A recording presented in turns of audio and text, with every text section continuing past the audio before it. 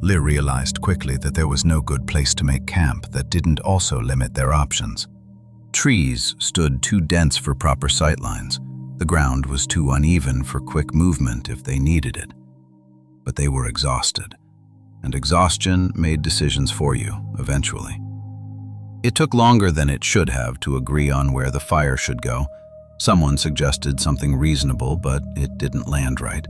The discussion died without resolution and had to start over. Small things began to grate. Who would take first watch? Who sat closest to the fire? Who had final say on direction tomorrow morning? They felt their patience thinning with each pointless exchange. The camp wasn't just in a bad location, it was uncomfortable in ways that compounded. The fire worked, at least. Roland got it started after some struggle, but it became a focal point that forced them closer together than any of them wanted, while still annoyed with each other. Food helped. They ate their rations in silence at first, then gradually the edge came off. Penny felt her shoulders relax slightly as her stomach stopped complaining. Roland's jaw unclenched. Lymphocytus stopped staring off into the dark woods with quite so much intensity. "Better?" Penny asked after a while. "Yeah," Roland admitted. "Sorry for being shit earlier." "We're all shit when we're hungry," she said. After eating, Penny stood and began arranging branches and undergrowth around their sleeping areas. She stepped back after a while to assess her work, then nodded with satisfaction. "You're extremely hard to spot from out there now," she said. They worked out a watch schedule without much argument. Roland would take first watch. He was still too wired to sleep anyway. Penny would take second. Lymphocytus would take the longest shift at the end since elves needed less sleep. Penny settled into her bedroll next to Lymphocytus, feeling every muscle in her legs protest. The ground was harder than she'd hoped, but softer than she'd feared. The fire crackled nearby, offering warmth that didn't quite reach her but made the darkness feel less absolute. Roland sat with his back against a tree, sword across his lap, already scanning the forest with an intensity that would probably fade to drowsiness within an hour, but was genuine enough for now. The fire burned low, coals glowing rather than flames. The others slept, Penny at least, her breathing deep and regular. He wasn't sure about Lymphocytus. Elves did something that wasn't quite sleeping, he'd heard. Whatever it was, Lymphocytus lay unusually still, his breathing calmer and more sparse than Penny's. The forest was dark, but not silent. He heard something. Not directly close, not directly threatening. A sound that didn't fit the night's rhythm. It wasn't footsteps, not the kind humans made anyway. Not animals moving openly either. It sounded like something shifting position and then stopping, multiple times, from different directions, but never close enough to pinpoint exactly. He stared out into the black between the trees, trying to make his eyes work better than they could. The problem with being human was that darkness was actually dark. He could see shapes, maybe, if he squinted and waited long enough for his eyes to adjust. But adjusting took time, and whatever was out there wasn't waiting politely. He tried to logic through it. Not footsteps, not animals. What did that leave? Wind moving branches? But branches didn't stop and start with that kind of deliberation. Something dragging? But dragging what and why in multiple directions? The smart thing would be to wake the others. The smart thing would be to stay by the fire where he had light and backup and wasn't exposed. But the smart thing required admitting he didn't know what he'd heard, and that uncertainty felt worse than investigating. He stood slowly, moving away from the fire's warmth. His half-plate armor sat beside his bedroll where he'd removed it for comfort. Stupid decision in retrospect, but his back had been killing him and he'd thought first watch meant sitting by the fire, not wandering into the forest like an idiot. The ground was uneven under his boots. Roots and damp leaves, moss that made everything slightly uncertain. When he put his weight down, the ground gave more than expected. It felt wrong. The whole situation was wrong. He moved between the trees, trying to place where the sounds had come from. The darkness pressed closer out here, away from the fire's weak light. His eyes worked against him. Every shadow could be something. Every gap between trees could hide movement. A branch snapped under his boot, loud enough to make him freeze. It was answered immediately with movement. Definite movement, not imagination. He didn't see it at first. Couldn't see anything except varying degrees of black. Then his eyes caught something. Between two tree trunks, maybe 60 feet away, the darkness shifted. Multiple small silhouettes. Not one thing, several. Now repositioning because he'd announced himself. Then he heard voices, short, hoarse, low. Several of them speaking in something that wasn't his language, wasn't anything he recognized immediately. The tone was wrong for the situation. Not surprised, not alarmed. Conversational almost, but with an edge that made his skin crawl. They'd heard him. They weren't startled by his presence. They were discussing it. Roland's hand went automatically to his hip for his sword and found nothing. Empty air where the scabbard should be. His stomach dropped. The sword was back at the fire, resting against his pack where he'd left it when he'd removed his half-plate armor for comfort.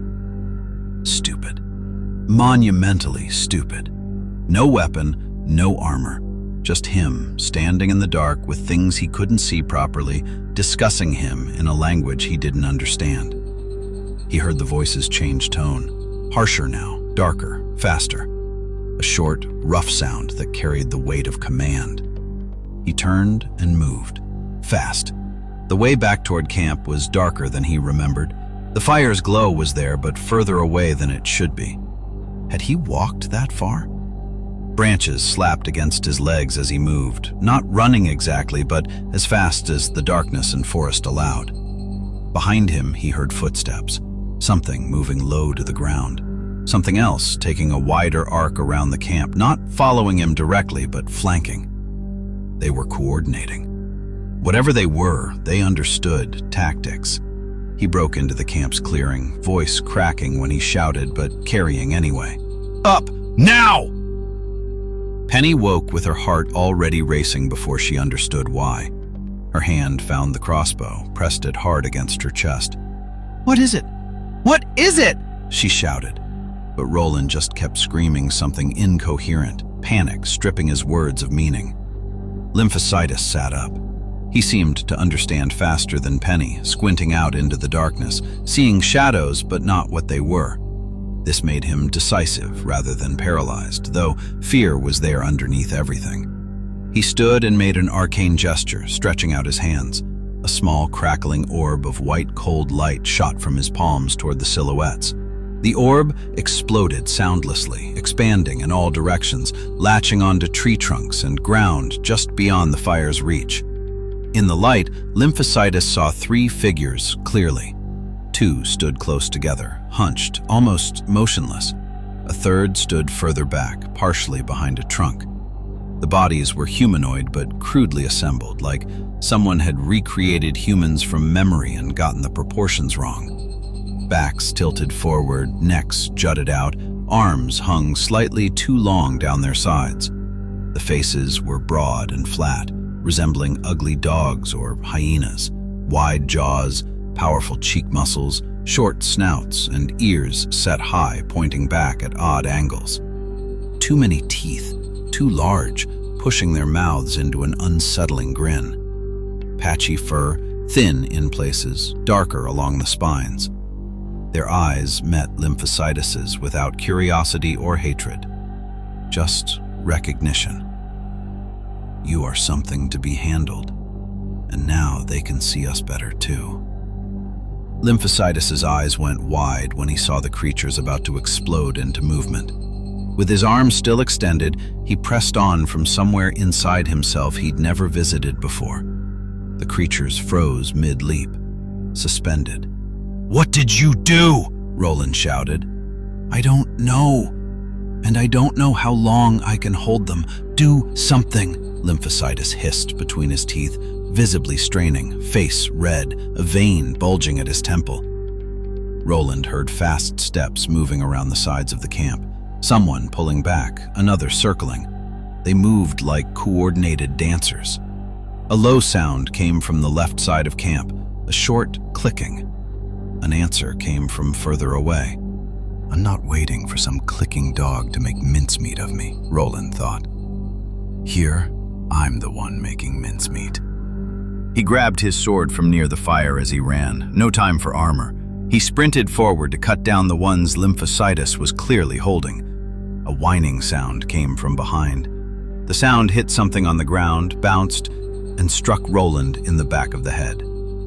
He turned and saw Penny had rolled out of her sleeping roll, lay on the ground shooting prone, but judging by the sound, she'd probably hit a rock or something. Aim higher, Penny, but watch your aim! Penny gave a thumbs up and rolled onto her back to reload the crossbow, using her feet for leverage. Roland reached the creatures and swung hard diagonally from above. Up close, they smelled of wet fur and old, rancid fat. It was slightly shorter than him, narrower across the shoulders. When the sword connected, it gave way, but not softly, more like tough meat with spring in it. The cut opened the creature's side from ribs down toward the hip. It remained standing in the light, but its body lost structure. One shoulder dropped, one arm hung limp, and the creature's eyes bulged. It made a short, harsh exhale, like air being forced out. Roland was about to follow up with a thrust when he heard that whining sound behind him again and had to throw himself sideways. The bolt embedded itself in the beast's forehead and all life left it. But it remained standing, held by Lymphocytus's light. Yes! Penny screamed, making a victory gesture and rolling onto her back again to reload. I said watch your aim! Roland roared. The sounds circling the camp were close now. Lymphocytus wondered if he could hold his spell much longer.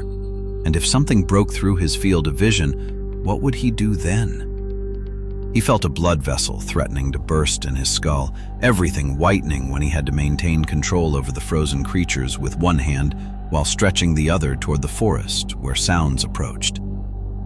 Penny, they're coming, he hissed. He couldn't manage more.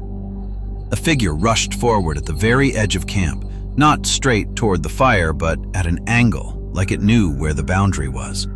Low, moving close to the ground, eyes reflecting light faintly. It looked at Lymphocytus, grinned, and lunged. 3 red projectiles shot from Lymphocytus's left hand in a spiral formation, hitting the creature in the chest with a crack. It was thrown backward among the trees, falling with a heavy thud. A whimpering came from the wounded animal, followed by body against leaves and stone. It was on its feet again, circling. Penny fired another bolt. Lymphocytus collapsed from the strain, and the light where Roland stood went out. The bolt missed, impossible to see anything now. One of the beasts threw itself on Roland, biting at his throat, trying to push his sword away. He screamed in pain as skin left his body, kicked a straight kick into the beast's stomach to create distance. The other creature that had been frozen had run into the forest, probably to regroup with the others for the next attack, Roland thought.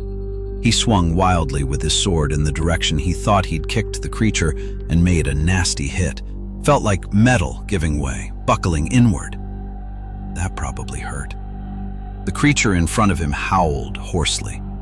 Lymphocytus had his eyes on where his earlier attack had come from, backing like a crab toward Penny. His mind raced. He'd seen a creature like this before, poorly illustrated in a book. What the hell were they called? But the memory wasn't there. Too frantic, everything. He felt something dripping from his nose. Blood. What do we do? He said to Penny. Duck! She shouted, placing a bolt in a creature that had just made itself known in camp. It didn't last long when the bolt embedded in its side and it ran back limping. The wounded creature in front of Roland moved, but he couldn't tell which direction. It threw itself on him, so he hit his head against a tree trunk. He saw stars, felt nauseous, but didn't have time to think about it because the creature was trying to pin him. It tore at his tunic, trying to pull it over his head. Roland held back but was pressed backward against the tree again. From the darkness, Penny and Lymphocytus, they saw figures beginning to mobilize. 4, 5, 6 of them. They rushed low and fast between trees, cutting off retreat backward and forward. Then they heard a short, shrill sound from the forest further away. A call, then an answer.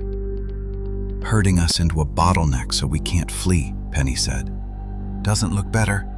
And there are many more of them than us. They seem to be playing with us," Lymphocytus replied. Roland noticed the dog creature reaching for something at its side, the opening he'd been looking for. He went into a clinch with the beast, aimed a knee at its ribs, but the creature yanked him off balance. They rolled on the ground, claws and fists alternating until Roland finally ended up on top and locked it down. Lymphocytus and Penny looked at each other, then toward Roland's direction where sounds of fighting echoed, then back at each other. Penny counted down. They both knew what to do. 3, 2, 1! They ran toward Roland. A few meters ahead, Penny saw one creature sitting over another, or she thought so anyway. She drew her dagger mid-sprint, stumbled over a root, and fell helplessly forward, cutting along the side of Roland's armorless torso. A painful cut that stole air and focus. Blood, shock, anger. Roland lost his grip on the creature when he arched backward in pain. The creature exploited the opening immediately. It tore free, threw itself backward, and disappeared a few steps into the darkness. Simultaneously, movement around the camp. They saw several creatures stepping into the camp's light. "What the hell? I had him!" Roland screamed. Sorry, Penny said desperately. "But you should be glad I actually tripped. I thought it was the monster on top of you. I was seconds away from slitting your throat." "That's reassuring," Roland said sarcastically. "Stop whining. We have to run now. There are hundreds of them out there," Lymphocytus urged. "But the packs and my armor?" Roland protested. "It'll be bait for them to stay. We'll track them at dawn and take everything back, I promise," Penny said reassuringly. "I'm at least taking something to bargain with if this goes to hell," Roland said. "Follow me." They ran after the creature that had just been under Roland. After a short sprint, they caught up and threw themselves over it simultaneously. Roland's eyes weren't made for darkness, and he slammed into a tree, knocked himself out for a few seconds. But Penny got her body in. She went low, locked a leg, and brought it down. Lymphocytus went for higher up, pressed hard, slammed its head against something solid, a stone or a root. The creature went limp. Not dead. It stopped resisting. They had it. The creatures circling the camp acted now. Two approached the position where sounds had come from, where one of their own had disappeared. They were trying to locate them. The others seemed to be in the camp, many of them now. You could tell that much from where they stood. Roland couldn't see much, but he heard what was happening. He took his captive, held his sword in front of its throat, and ordered the others to get behind him and move toward the rest. Lymphocytus questioned whether the creatures really had enough group loyalty to care about one of their own. "Guess we'll find out." "You ready?" Roland asked. "Of course," Penny said. "I noticed." "Backstabber," Roland said teasingly, though with a sting of genuine feeling. They approached the creatures. Roland shouted into the darkness.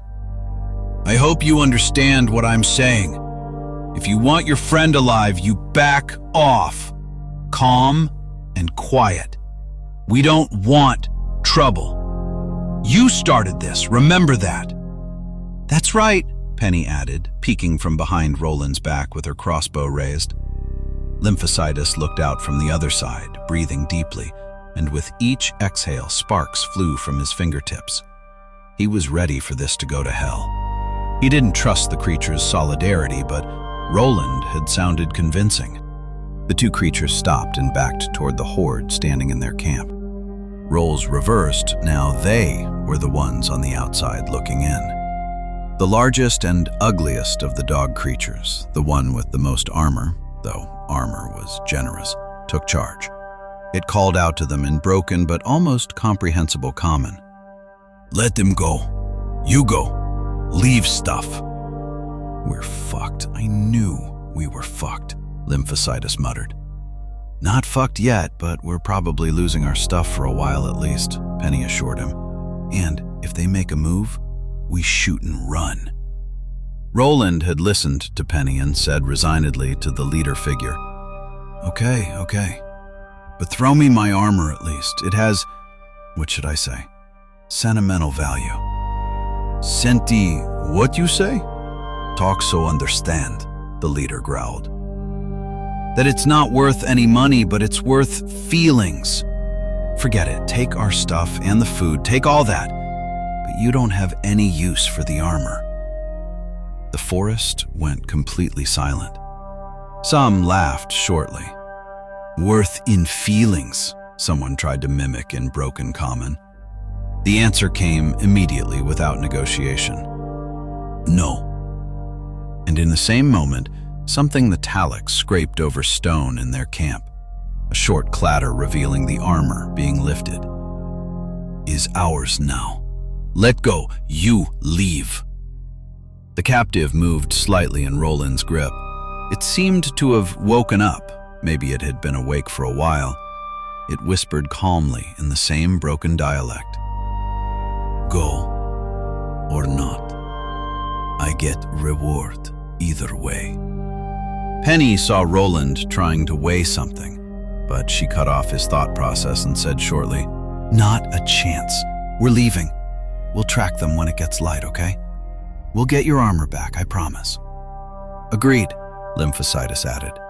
She and Lymphocytus almost had to drag him away, but they fled, to the laughter of the dog creatures celebrating their victory. They moved straight through the forest. Lymphocytus, who could see best, led the way. The others followed, and Roland had to keep his hand on Lymphocytus's shoulder to avoid stumbling.